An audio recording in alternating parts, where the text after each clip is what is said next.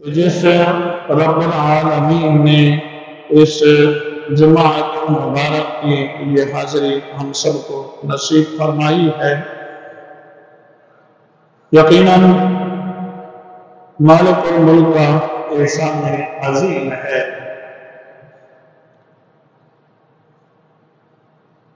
تجھ ہی کو دیکھنا، تیری ہی سننا،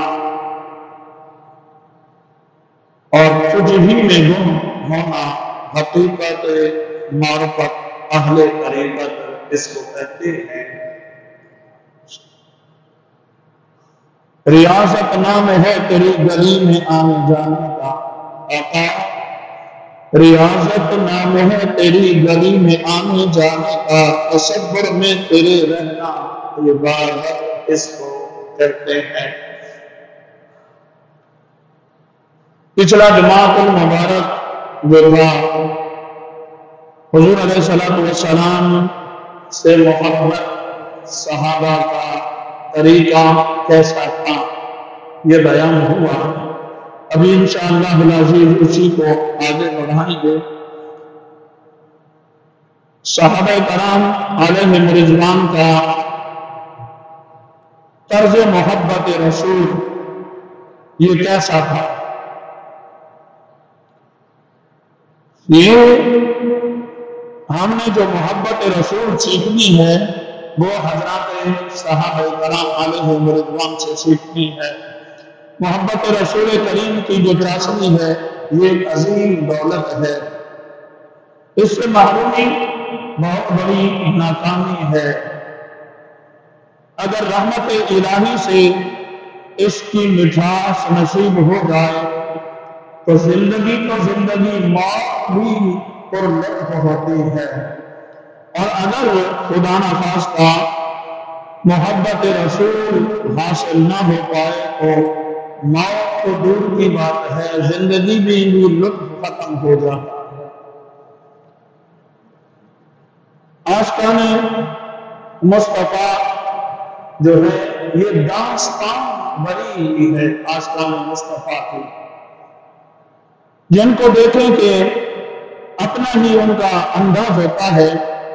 پھر عشق مصطفیٰ میں صحابہ کرام علیہم رضوان کا جو عمل تھا وہ قیامت تک مسلمانوں کے لیے راہ ہدایت ہے، اور محبت رسول ہو پھر صحابہ کا عمل ہو تو یہ بہترین رہنما ہے، جن کی سچی محبت کی مثالیں جو ہے یہ تاریخ میں بہت زیادہ ہے۔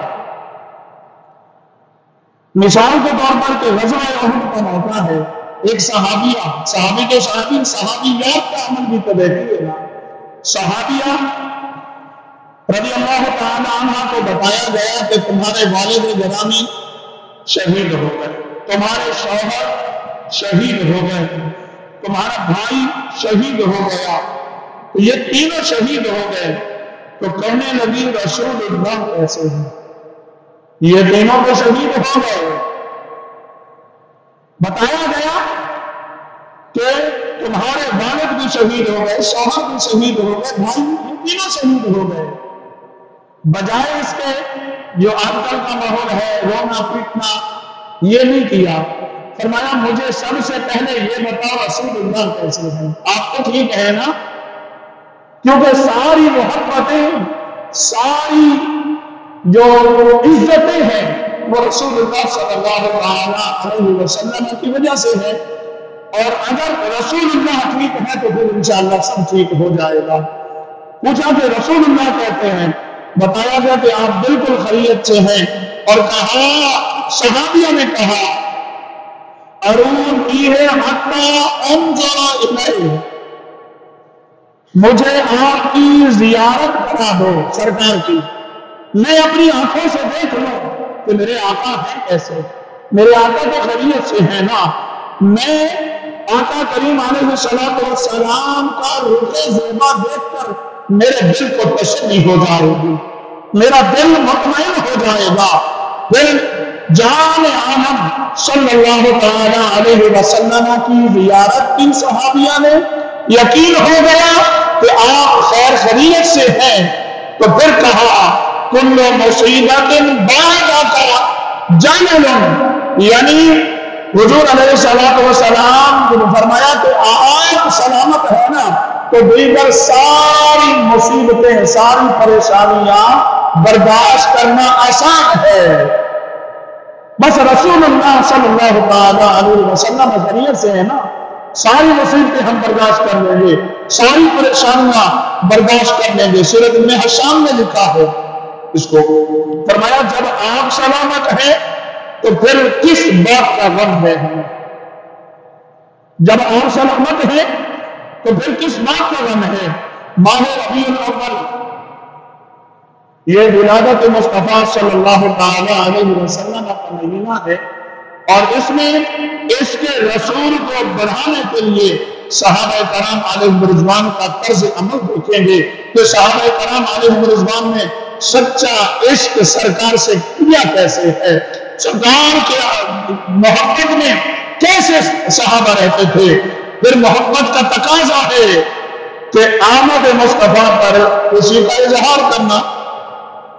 اگر صحابہ کرام علیہ رضوان کی سیرتوں کو دیکھا جائے، مطالعہ کیا جائے نا، تو پھر یہ خوشی کا دائرہ اور خوشی ہوتا چلا جاتا ہے، خوشی اور بڑھتی چلی جاتی ہے، کیونکہ صحابہ کا طرز عمل ہمیں نظر آتا ہے، صحابہ کا طریقہ ہمیں نظر آتا ہے کہ سرکار سے محبت کیسے تھی انہوں نے۔ فرمایا کہ جب حضور علیہ السلام مکہ المکرمہ سے مدینہ المنورہ ہجرت فرما کر آئے، سرکار دو عالم صلی اللہ علیہ وسلم جب مدینہ المنورہ ہجرت فرما کر تشریف لائے تو فرمایا کہ صحابہ کرام علیہ رضوان نے خوشی کا اظہار کرتے ہوئے ایسی دھوم مچائی، ایسی دھوم مچائی، ایسا جشن منایا کہ نہ وہ تاریخ میں پہلے دیکھا تھا، نہ صحابہ جیسا جشن بعد میں تاریخ میں۔ صحابہ کا جشن، فرمایا کہ ایسی دھوم مچی کہ فرمایا کہ اظہار محبت کے لیے بڑی تعداد میں جمع ہو کر کیا کیا؟ جلوس نکالا، جلوس نکالا، استقبال کیا، اور حضور کی آمد کی خوشی میں صحابہ نے جشن کے طور پر اونٹ ذبح کیے، گائے ذبح کی، اونٹ ذبح کیے۔ کیوں؟ سرکار آ گئے، اس لیے ذبح کیے کہ سرکار آ گئے۔ اور فرمایا کہ خوشی میں اسلحہ پہن کر، جو اس وقت میسر تھا اسلحہ، یعنی ضلع ڈھال اٹھائی، ضلع پہنی، اسی طرح تلواریں اٹھائی، اٹھا کر یعنی آج کے اس دور میں جو بار آمر بولا جاتا ہے وہ پیش کیا سرکار کو کہ سرکار آ گیا۔ فرمایا کہ حقیقت کے جوش میں اللہ اکبر کے نعرے بلند ہوئے۔ کس کے؟ اللہ اکبر کے نعرے بلند ہوئے۔ یا رسول اللہ، حضور آ گئے، یہی نعرے بلند ہوتے گئے۔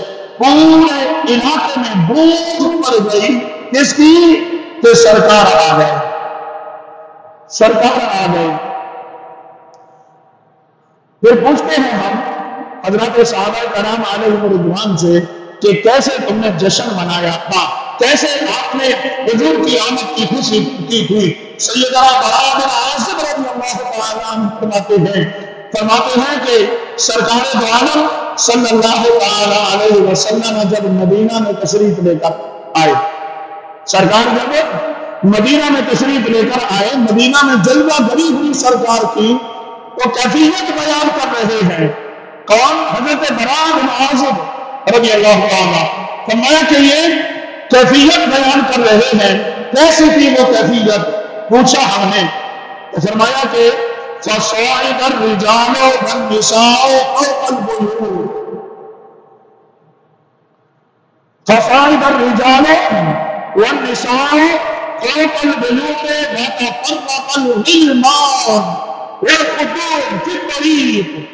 فرمایا یونادونا یا محمد یا رسول اللہ، یا محمد یا رسول اللہ۔ یہ نعرے تھے حضرات صحابہ کرام کے، کیا کہ فرمایا کہ جب آمد سرکار ہوئی نا مدینہ میں، جب مدینہ میں سرکار تشریف لے کر آئے، فرمایا کہ حدیث پاک کا ترجمہ ہے مرد و خواتین گھروں کی چھتوں پر آ گئے، مرد و خواتین گھروں کی چھتوں پر چڑھ گئے، لڑکے خدام راستوں میں پھیل گئے، فرمایا راستوں میں پھیل گئے، اور پھیل کر سبھی جو لوگ تھے نا وہ نعرہ لگا رہے تھے، کیا یا رسول اللہ یا رسول اللہ یا رسول اللہ کے نعرے لگا رہے تھے، آمد مصطفیٰ کے نعرے لگا رہے تھے، اور بیان کر رہے تھے کہ محمد رسول اللہ صلی اللہ علیہ وسلم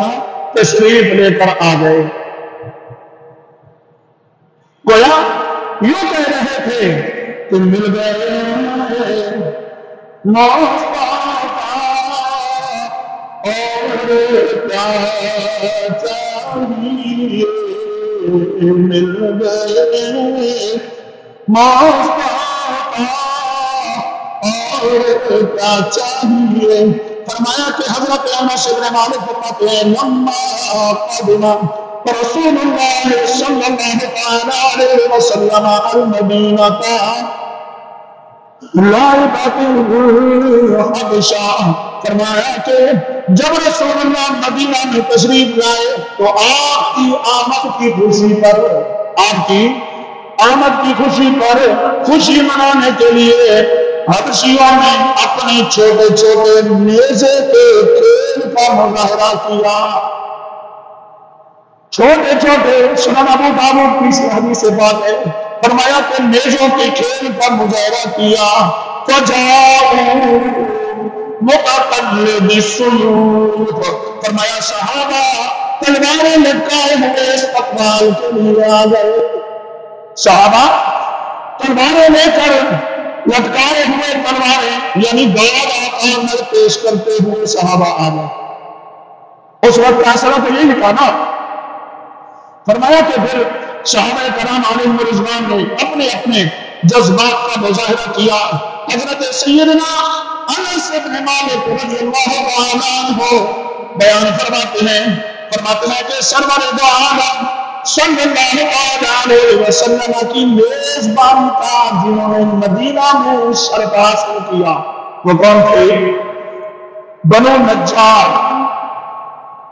بنو نجار تھے، قبیلہ بنو نجار کے لوگ تھے جنہوں نے یعنی سرکار کی میزبانی کا شرف حاصل کیا، سرکار کی میزبانی کا شرف حاصل کیا۔ اچھا حضرت انس سے پوچھتے ہیں کہ انہوں نے کیا کیا؟ فرمایا اپنے بچیوں کو تیار کر کے بھیجا، چھوٹی چھوٹی بچیاں تھیں، چھوٹی چھوٹی ننھی بچیاں، فرمایا کہ بھیجا آپ کے سامنے، انہوں نے اشعار پڑھے، بچیوں نے اشعار پڑھنے لگی۔ کیا اشعار تھے؟ نحن جوار من بنی نجار یا اتزا محمد من نجار، یعنی بنو نجار کی بچیاں جو تھی امام الانبیاء نبی پاک علیہ السلام کی آمد پر اتنی خوش تھی، کہنے لگی کہ ہمارے پڑوسی جو ہے یعنی سرکار کتنے عالیشان ہمارے پڑوس میں آئے ہیں۔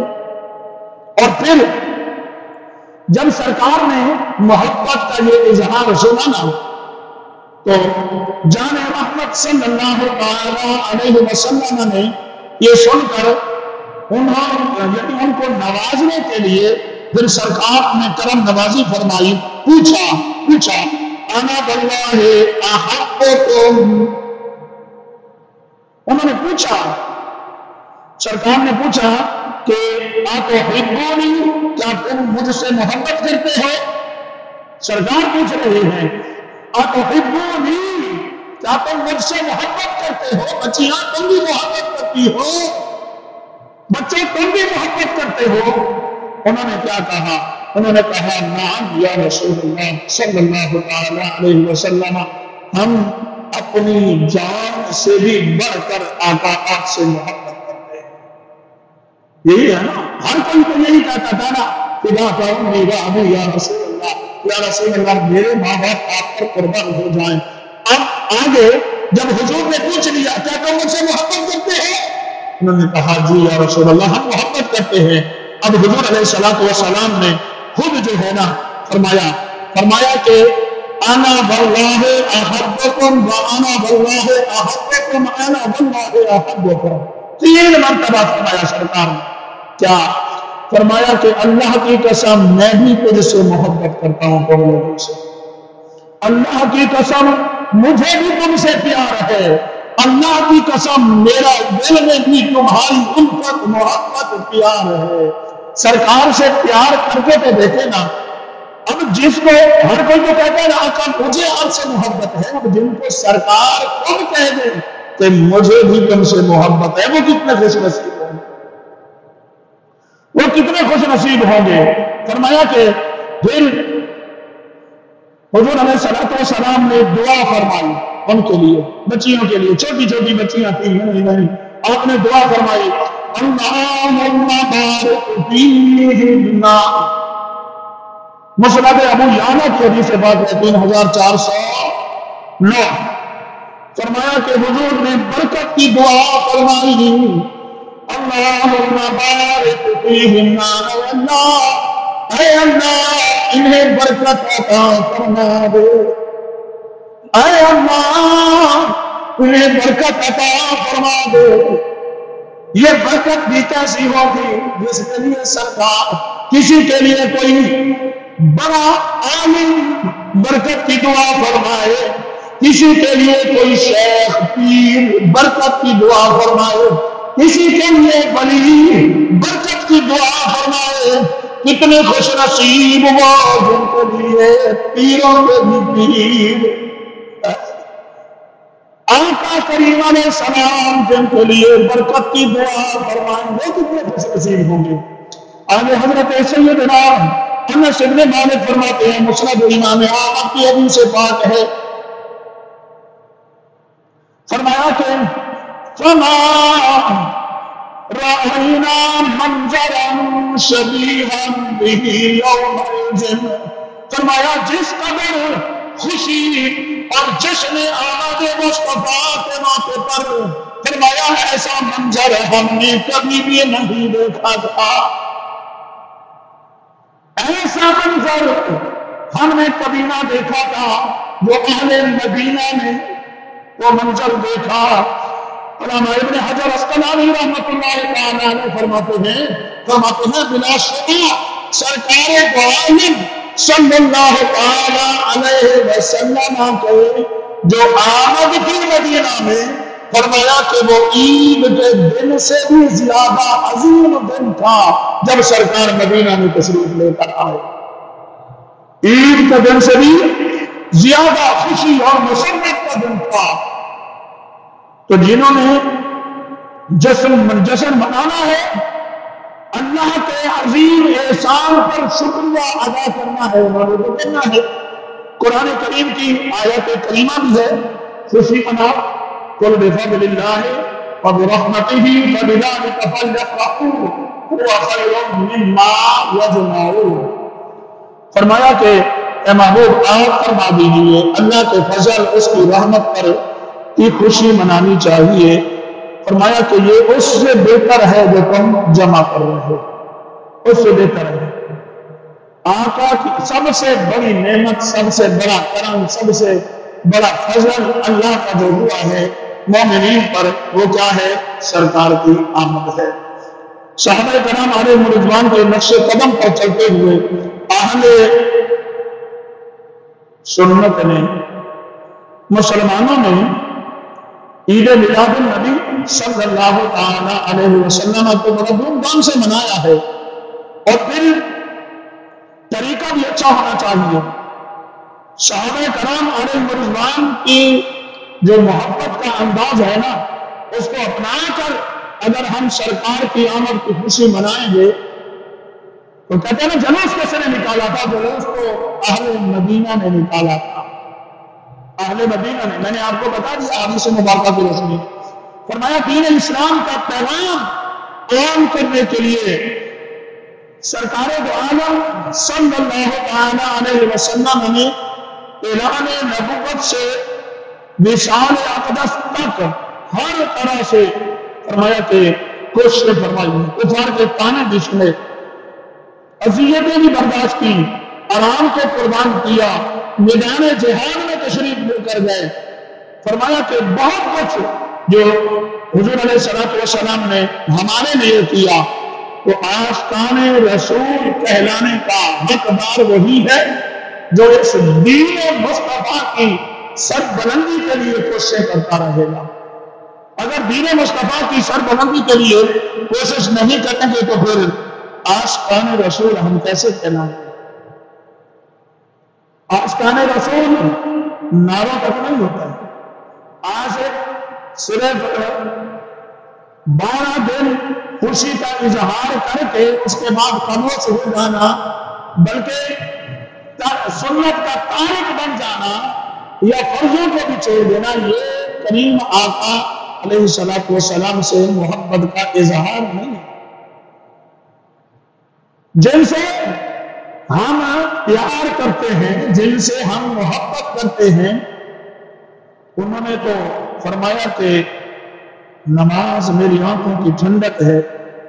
ہم کیا کر رہے ہیں؟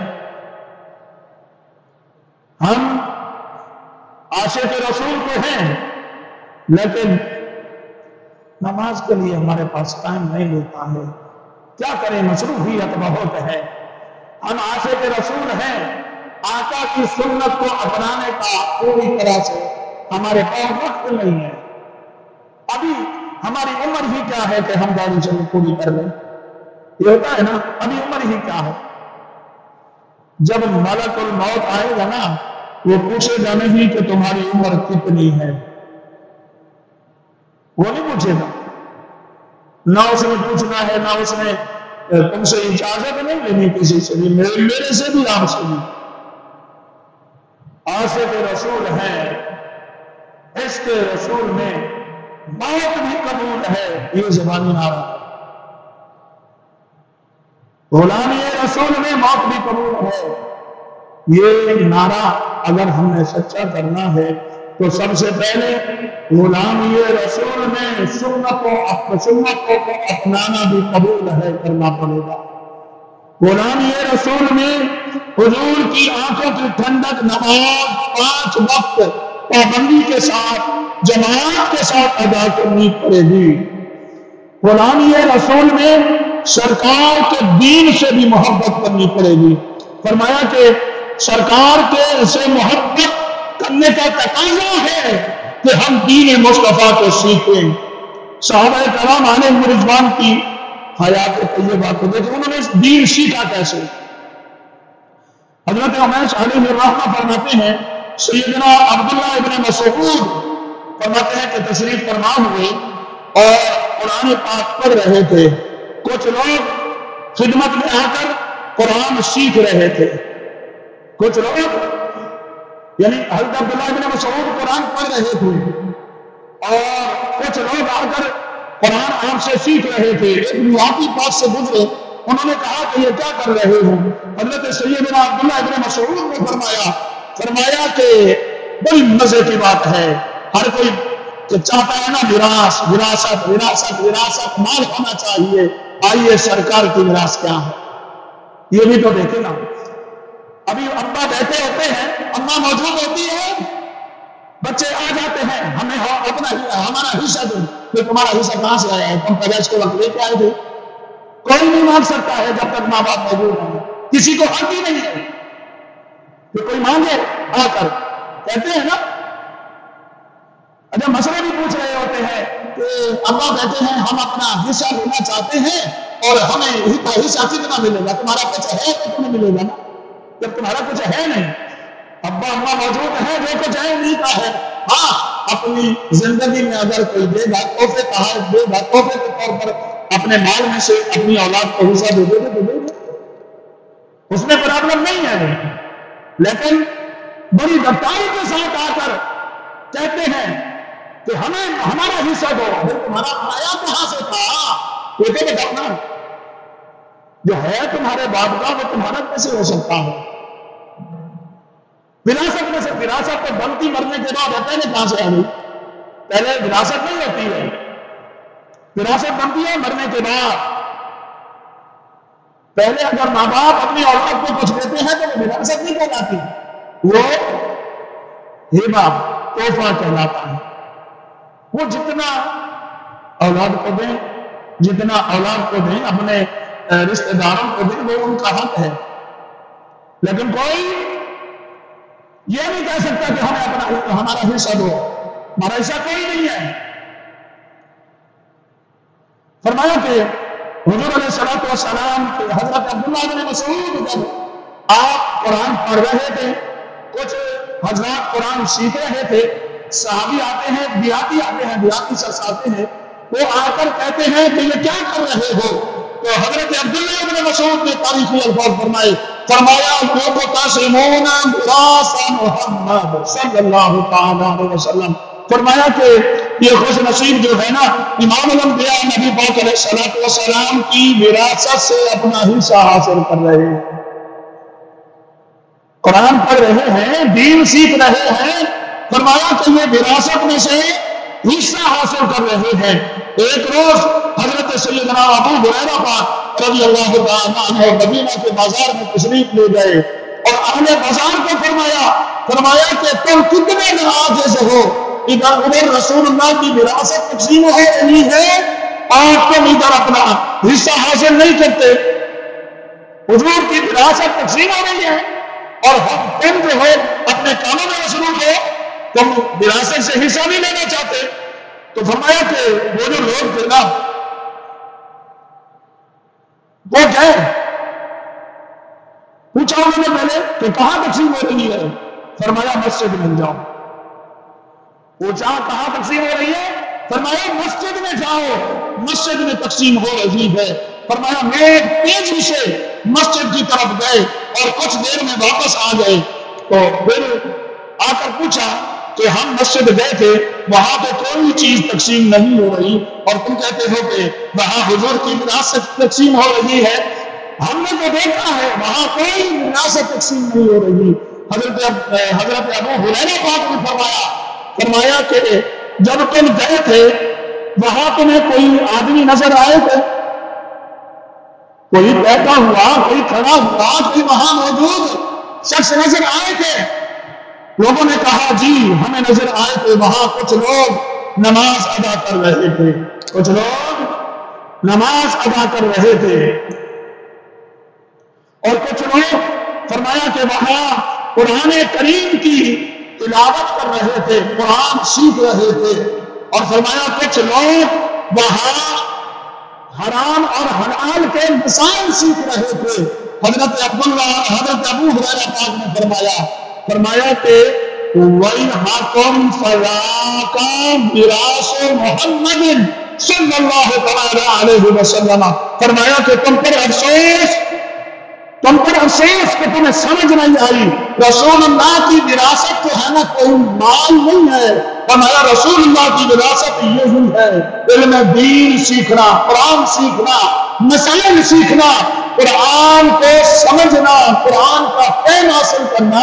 فرمایا یہ رسول اللہ کی میراث ہے، یہ میراث نہیں ہے کہ رسول اللہ کی میراث کوئی پیسہ، کوئی دولت، کوئی مال نہیں ہے۔ رسول اللہ کی جو وراثت ہے وہ دین سیکھنا ہے، تو ہمیں بھی رسول اللہ کی وراثت میں سے حصہ لینا ہوگا، یعنی دین کو سیکھنا ہوگا، قرآن کو سیکھنا ہوگا، صاحب قرآن کے فرمان کو سیکھنا پڑے گا۔ جب تک ہم یہ نہیں سیکھیں گے اس وقت تک پھر ہم وراثت سے محروم رہ جائیں گے۔ پھر دین جو ہے دوسروں کو سکھانا، دین دوسروں کو سکھانا، پھر اپنے بچوں پر دین کے احکامات کو لاگو کرنا یہ بھی ضروری ہے۔ حضرت عبداللہ بن مسعود رضی اللہ تعالیٰ عنہ جلیل القدر صحابی ہیں، ایک دن آئے، آپ کا بیٹا آپ کے پاس آیا، اس نے ریشم کی قمیض پہن رکھی تھی اور اپنی اس قمیض کو اچھا لباس پہن کر جو ہے نا خوشی ہوتی ہے نا کہ میرا اچھا لباس ہے، بچوں کو تو اور زیادہ۔ فرمایا کہ ریشم کی قمیض پہنی ہوئی تھی، آئے حضرت عبداللہ ابن مسعود سامنے بیٹھے تھے۔ حضرت عبداللہ ابن مسعود نے اس قمیص کو پھاڑ دیا، قمیص کو پھاڑا اور فرمایا کہ مردوں کے لیے ریشم والا کپڑا پہننا حرام ہے، اور پھاڑ دی۔ فرمایا اذهب الى امتك فقل لها، فرمایا جا کر اپنی امی سے کہو یہ تمہاری قمیص تبدیل کر دے، تمہیں اور قمیص پہنائے، کیونکہ رسول اللہ نے ریشم کا لباس مرد کے لیے حرام قرار دیا ہے۔ جب دین مصطفیٰ میں یہ حرام ہے تو ہم ایسے نہیں کر سکتے۔ یہ ہے نہیں صحابہ کرام علیہ رضوان کا طرز عمل، یہ ہے صحابہ کا طریقہ کہ صرف سنتوں کو خود نہیں اپناتے تھے، اپنے بچوں پر پہلے لاگو کرتے تھے دین کے احکام۔ ہم کیا کرتے ہیں؟ ہم تو مجھ سمیت کیا کرتے ہیں؟ 4 سال کا بچہ ہوا اس کو صبح صبح اٹھ کر پیک کر کے سکول کو چھوڑ آتے ہیں۔ 10 سال کے بچے کو نماز کے لیے اٹھانا ہمارے لیے ابھی بچہ ہی تو ہے، ابھی بچہ ہی تو ہے۔ یہ بچہ بڑا کب ہوگا، سیکھے گا کب؟ ہم ABCD وغیرہ کے لیے تو جد و جہد کر رہے ہیں، اس کو تو سکھا رہے ہیں، لیکن جو ہمارے لیے ضروری ہے، جو دین ہے، جو حضور کی وراثت ہے، میراث ہے، اس کو سیکھنے کے لیے ہمارے پاس ابھی بچہ ہی تو ہے، بچہ ہی تو ہے نا۔ ہجرت کا 4تھا سال ہے، ہجرت مدینہ ہوئی، 4تھا سال ہوا۔ کچھ لوگ بارگاہ مصطفیٰ میں آئے، آ کر عرض کی کہ ہمارے پاس بعض افراد کو بھیجیے جو ہمیں قرآن و سنت کی تعلیم دیں۔ کیا کہا؟ لوگ پہلے ایسے گفتگو کرتے تھے کہ قرآن و سنت کی تعلیم کے لیے جا کر صحابہ حضور کے پاس جاتے، تابعین صحابہ کے پاس جاتے، اور اسی طرح بزرگان دین کے پاس جانا کہ ہمارے لیے کوئی ایسے اشخاص کا انتخاب کر دیجئے جو ہمیں دین سکھائے، قرآن سکھائے، نبی کا فرمان سکھائے۔ ہم کیا کرتے ہیں؟ ہم نے کبھی ایسی گفتگو کی؟ ہم نے کبھی قرآن و سنت سیکھنے کے لیے کوئی تبادلہ کی؟ نہیں، بلکہ ہم تو ایسا کرتے ہیں نا کہ اگر درس ہو رہا ہو اور انتہائی معذرت کے ساتھ پہلے کہہ رہا ہوں، کیونکہ ہو سکتا ہے کہ کچھ میرا مقصد کسی کو تنقید کرنا نہیں ہے، میرا مقصد کسی کو ہیٹ کرنا نہیں ہے، میرا مقصد دین مصطفیٰ کا پیغام پہنچانا ہے، پہلے اپنے تک پھر دوسروں کا۔ اگر دین مصطفیٰ سیکھنے کے لیے ہمارے پاس برابر بیٹھنے کے لیے ٹائم نہیں ہے، پھر اگر درس ہو رہا ہو تو اس میں بیٹھنے کے لیے بھی ہمارے پاس ٹائم نہیں ہے، اور معذرت کے ساتھ جمعے میں بھی ہم نہیں آئیں گے، آخر میں جب خطبہ شروع ہو جائے گا اس وقت ہم تشریف لائیں گے، اور پھر جو ہے ابھی دعا ہی نہیں ہوگی، ہم پہلے کھڑے ہو جائیں گے سنت کرنے کے لیے۔ دعا عبادت کا مغز ہے، دعا عبادت کا مغز ہے۔ یہ نہ دیکھو کہ کام کر رہا ہے، یہ دیکھو کہ طریقہ کس کا ہے، یہ دیکھو طریقہ کس کا ہے، یہ دیکھو کہ فرمان کس کا ہے، یہ دیکھو کہ ہم مانگ کس سے رہے ہیں۔ سب سے پہلے یہ دیکھو ہم مانگ کس سے رہے ہیں۔ حضور علیہ السلام کے پاس وہ لوگ آیا، انہوں نے آ کر عرض کیا تھا ہمیں دین سکھانے کے لیے کچھ افراد دے دیں۔ حضور علیہ السلام نے 70 افراد کو منتخب فرمایا اور بھیجا، فرمایا کہ قرہ کے تاکہ وہ علم دین سکھانے کے لیے وہ چلے جائیں۔ مسجد نبوی میں وضو کے لیے پانی اور اصحاب صفہ کے لیے دیگر فقراء کے لیے کھانے کا انتظام بھی کرتے۔ معلمین کے ساتھ نے فرمایا کہ کچھ بدبختوں نے ان کو راستے میں شہید کر دیا۔ مسلم شریف کی حدیث بات ہے 677، یہ حدیث بات ہے، اس میں مفصل جو ہے وہ بیان کیا گیا ہے۔ پھر اثر رسوخ استعمال کرنا دین مصطفیٰ کے لیے یہ بھی ضروری ہے۔ اور حضرت ہجرت سے پہلے نا حضور علیہ السلام نے سیدنا مصعب بن عمیر رضی اللہ تعالیٰ عنہ کو مدینہ منورہ میں تبلیغ اسلام کے لیے بھیجا تھا کس کو؟ حضرت مصعب بن عمیر رضی اللہ تعالی عنہ کو فرمایا کہ لے جا، اور فرمایا کہ یہ بھی پیغام دیا کہ اگر سعد ابن معاذ رضی اللہ تعالی عنہ اگر اس وقت چونکہ انہوں نے کلمہ نہیں پڑھا تھا، یہ اپنے قبیلے کے سردار تھے، فرمایا اگر یہ اسلام قبول کر لیں گے تو ان کا پورا قبیلہ، ان کا خاندان پورا اسلام قبول کر لے گا۔ حضرت مصعب بن عمیر رضی اللہ تعالی عنہ حضرت معاذ کے پاس گئے، سعد بن معاذ کے پاس گئے اور وہاں جا کر ان کو دین کی تبلیغ کی۔ پھر انہوں نے فرمایا کہ انہوں نے پھر قرآن پاک کی کچھ آیات بجرات حضرت سعد بن معاذ کو سنائی، اور جب انہوں نے سنا تو ان محسوس ہوا کہ ان کا دل جو ہے نا دین کی طرف مائل ہو چکا ہے۔ پھر حضرت سعد بن معاذ جو ہے یہ اسلام بھی قبول کر لیا، پھر اپنے قبیلے میں گئے، جا کر لوگوں کو جو ہے وہ دین کی دعوت دی، اور دین کی دعوت بھی دی اور سرکار کا کلمہ بھی پڑھایا۔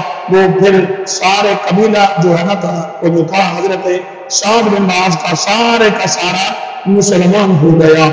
اور اس سے دین کے لیے کوششیں کرتے رہنا یہ ضروری ہے۔ پھر خدمت دین کا کو پھیلانے کا ایک ذریعہ اپنا مال خرچ کرنا ہوتا ہے، ایک ذریعہ اپنا مال خرچ کرنا ہوتا ہے، وقت دینا، دین سیکھنا، قرآن سیکھنا، بچوں کو سکھانا، پھر مال خرچ کرنا۔ اچھا یہ بھی میں پہلے بتا دوں، مجھے کسی نے کہا نہیں ہے، یہ اتفاق سے حدیث پاک آ گئی ہے تو میں سنا رہا ہوں، لیکن آپ کو خرچ کرنا چاہیے دین کے لیے، آپ کو خرچ کرنا ہے، مجھے کسی نے کہا نہیں ہے تو، لیکن جو پیغام آ گیا ہے اس کو تو پہنچانا ہے نا ضروری، اور آپ کے سامنے کام بھی ہو رہا ہے، دین کا کام ہو رہا ہے، ادارے کا کام ہو رہا ہے، تو پھر ضروری ہے کہ ہم اپنا مال بھی خرچ کریں۔ فرمایا کہ مال خرچ کرنا یہ بھی دین کو پھیلانے کا ایک ذریعہ ہے۔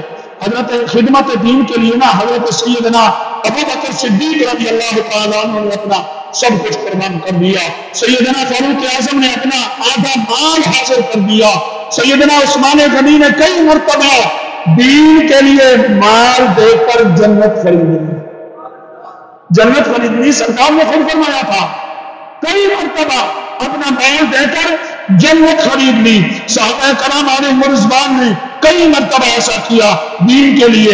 اور پھر ایک موقع پر سرکار دو عالم صلی اللہ تعالیٰ علیہ وسلم نے نا لوگوں کو سجدہ کرنے کی تبلیغ بھی ترغیب دی، فرمایا کہ اس میں پھر صحابہ نے بڑھ چڑھ کر حصہ لیا۔ حضرت سیدنا ابو عقیل انصاری رضی اللہ تعالیٰ عنہ، اب کچھ لوگوں کے دل میں ہوتا ہے نا کہ یار میرے پاس تو اتنا مال نہیں ہے، میں کیسے دے دوں؟ اچھا ایک یہ ہوتا ہے، اور ایک یہ ہوتا ہے کہ یار تھوڑا سا مال ہے، میں یہ دوں گا تو لوگ کیا کہیں گے، تھوڑا سا دیا۔ یہ حدیث پاک ہے، حضرت عقیل انصاری رضی اللہ تعالیٰ عنہ حدیث پاک کے راوی ہیں، فرمایا کہ آپ نا 2 سام ایک سام کھجور لے کر آتے ہیں، کتنا؟ 1 سام، یعنی تقریباً 4 کلو کھجور بنتی ہے ایک سام، لے کر آتے ہیں حضرت ابو عقیل انصاری رضی اللہ تعالی عنہ، لے کر آئے، حضور کی بارگاہ میں آ کر پیش کر دی اور عرض کیا تھا میں نے رات کو پانی نکالنے کی مزدوری کی تھی کسی کے ہاں، وہاں سے مجھے 2 سام کھجور ملی ہے، یعنی 8 کلو کھجور ملی ہے، 4 کلو میں آپ کی بارگاہ میں لے کر آیا ہوں، اور 4 کلو میں اپنے گھر والوں کے لیے چھوڑ کر آیا ہوں، اور 4 کلو میں لے کر آپ کے لیے آ گیا ہوں، دین کی خدمت کے لیے حاضر ہو گیا ہوں۔ حضور علیہ السلام نے وہ کھجوریں قبول فرما لی، 4 کلو کھجور بظاہر تو بالکل تھوڑا سا مال تھا، قبول فرما لی۔ اور منافقین نے کیا کیا؟ ہمیں اپنے عمل پر عمل دیکھنا ہوگا، ہم کیا کرتے ہیں؟ اگر کسی کو اللہ نے تھوڑا دیا ہے وہ تھوڑا خرچ کر رہا ہے نا، تو سبحان اللہ، اللہ نے اس کو توفیق کو دی ہے نا۔ اچھا منافقین نے کیا کیا؟ کہا مذاق اڑاتے ہوئے کہا کہ اللہ کو ان 4 کلو کھجوروں کی کیا ضرورت تھی؟ اس کو صدقہ کرنے کی کیا ضرورت تھی؟ رب کریم نے حضرت سیدنا ابو عقیل کی کھجوروں کے قبول فرمانے کا اعلان فرما دیا. تھوڑی سی کھجوریں تھی نا، کس نے اعلان کیا؟ رب العالمین نے اعلان کیا، فرمایا الذین یلمزون المتبعین من المؤمنین فی الصدقات والذین لا یجدون الا جہدهم فیسخرون منهم سخر اللہ منهم ولهم عذاب علیم.